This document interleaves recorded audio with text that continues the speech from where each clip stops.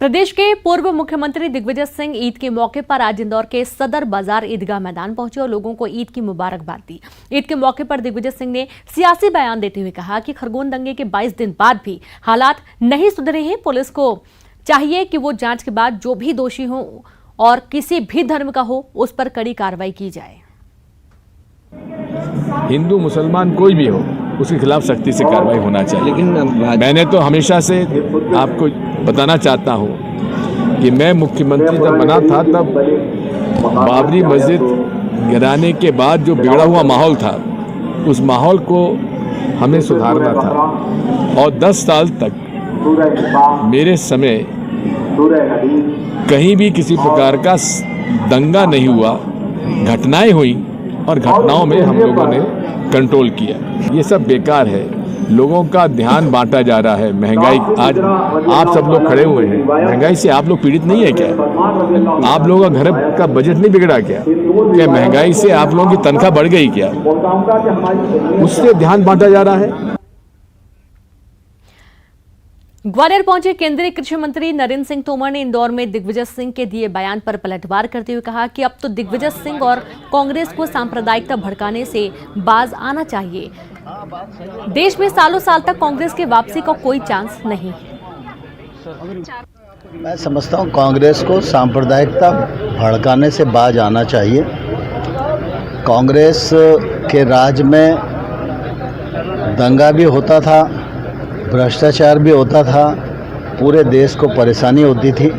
आज बहुत इत्मीनान के साथ सभी लोग ठीक प्रकार से रह रहे हैं, कानून व्यवस्था ठीक चल रही है, विकास और देश आगे बढ़ रहा है। इसमें सबको सकारात्मक रूप अपनाना चाहिए। कांग्रेस के लिए दिक्कत सबसे बड़ी यह है कि उनको ये लग रहा है कि नरेंद्र मोदी जी के नेतृत्व में देश इतना प्रगति कर रहा है कि बरसों बरस तक कांग्रेस के आने का कोई चांस नहीं है, इसलिए उनके मन में दर्द होना स्वाभाविक है।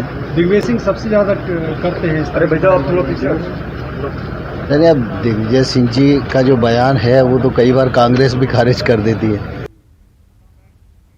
तो वहीं सिवनी में 2 लोगों की पीट कर हत्या कर दी गई। गौवंश के परिवहन के शक में 3 आदिवासियों की जमकर पिटाई की गई। इस दौरान 2 लोगों की मौत हो गई जबकि एक व्यक्ति की हालत काफी गंभीर बनी हुई है।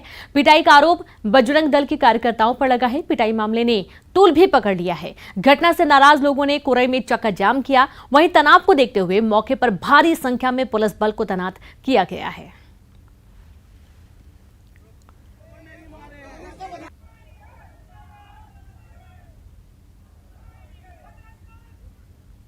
तो एक व्यक्ति गंभीर रूप से घायल है। आपको बता दें कि उसे अस्पताल भर्ती कर दिया गया है। 3 लोगों को गौवंश के परिवहन के शक में पिटाई की गई है और जानकारी है कि बजरंग दल के जो लोग हैं उन्होंने इनकी पिटाई की है और पिटाई इतनी ज्यादा कि 2 लोगों की पीट कर हत्या कर दी और एक व्यक्ति गंभीर हालत में अस्पताल में भर्ती है।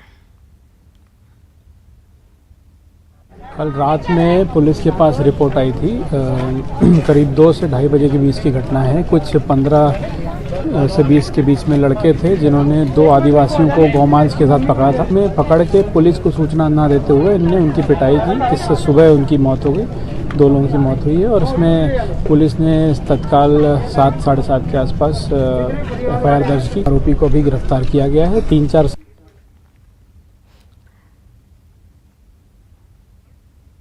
तो बता दें कि जबरदस्त सिवनी के कुरई में 2 लोगों की पीट कर हत्या करने के मामले में पूर्व सीएम कमलनाथ ने ट्वीट कर दुख जताया है। उन्होंने लिखा है कि मामले में परिजनों और लोगों से जानकारी मिली है कि आरोपी बजरंग दल से जुड़े हुए हैं। उन्होंने लिखा कि प्रदेश में आदिवासी वर्ग के साथ दमन उत्पीड़न की घटनाएं नहीं रुक रही हैं और इससे पहले निमावर, खरगोन और खंडवा की घटनाएं भी देखी हैं। उन्होंने आरोप लगाया है कि इन घटनाओं में आरोपियों के भाजपा से जुड़े होने की जानकारी भी सामने आई थी और इस घटना में भी कनेक्शन की बात सामने आ रही है। वहीं मांग की है कि इस घटना की उच्च स्तरीय जांच हो और दोषियों पर कड़ी से कड़ी कार्रवाई की जाए।